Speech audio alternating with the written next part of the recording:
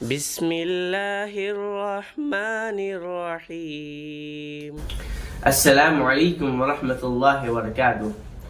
اللہ سبحانہ تعالیٰ نے قرآن پاک میں کہتے ہیں وَقَدْ يَسَّرْنَا الْقُرْآنَ لِلذِّكْرِ فَهَلْ مِن مُّدَّكِرٍ کہ بے شک قرآن میں نے تمہارے لیے آسان کر دیا ہے، کوئی سیکھنے والا ہے، کوئی سیکھنے والا. And we have certainly made the Quran easy for remembrance. So is there anyone who will remember? اور ایک ہم ہے جو شیطان ہمیں بہکاتا رہتا ہے، تم مت پڑھو، نہ مت سیکھو، وہ ہمیں پڑھنے نہیں دیتا، روکتے رہتا ہے. اب دیکھو رمضان آ رہا ہے، ہم ایک بار نہیں، 2 بار نہیں، 5-6 بار قرآن ختم کر دیتے ہیں. کیا ہم اس قرآن کو سمجھ کر پڑھتے ہیں؟ کیا ہم اس کے معنی سمجھنے آتے ہیں؟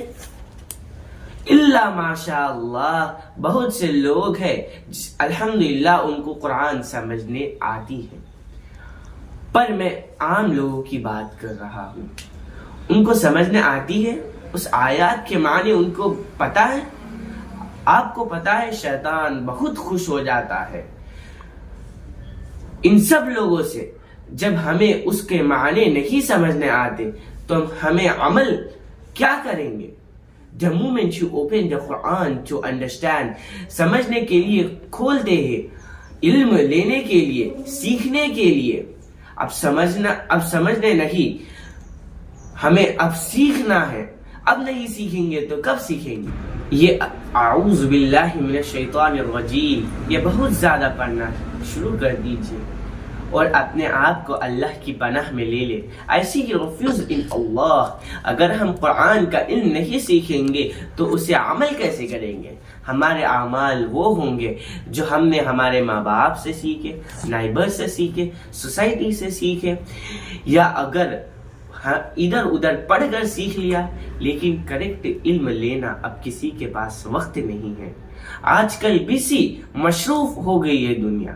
اللہ سبحانہ تعالی اللہ اکبر قرآن پاک میں نبی صلی اللہ علیہ وسلم کو کیا فرماتے ہیں؟ لقد من اللہ علی المؤمنین، بے شک میں نے احسان کیا مومنوں پر، اذ بعث فیہم رسولا من انفسہم، میں نے انہی میں سے رسولوں کو بھیجا، یتلو علیہم آیاتی، کہ وہ تلاوت کرتا ہے. یا فرسٹ پہلا کام تلاوت کرنا ہے.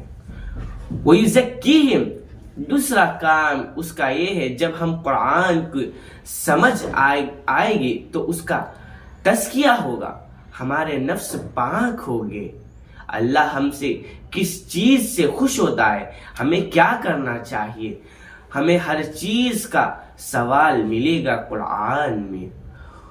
اور تیسری چیز یہ ہے وَيُعَلِّمُهُمُ الْكِتَابَ، اور ان کو کتاب کی تعلیم دیتا ہے، وَالْحِکْمَةَ، اور ان کو حکمت سکھاتے ہیں. ہمارے نبی صلی اللہ علیہ وسلم اتنی خوبصورت بات کی ہے، کس کا؟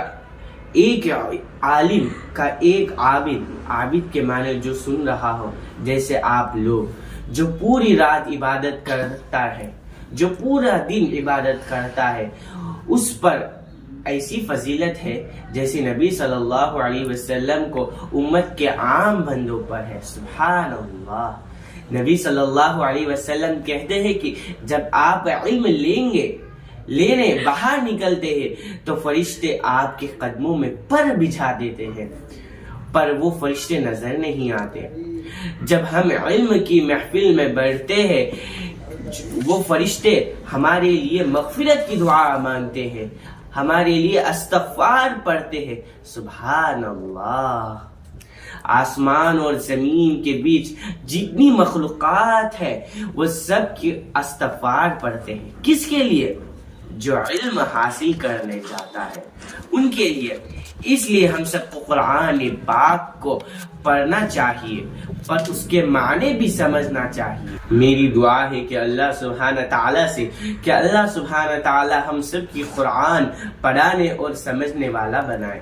یا رب العالمین انت جعل القرآن ربی قلبی ونور صدری وجلال حسنی واذهب ہمی.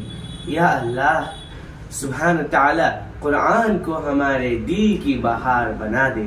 آمین ثم آمین.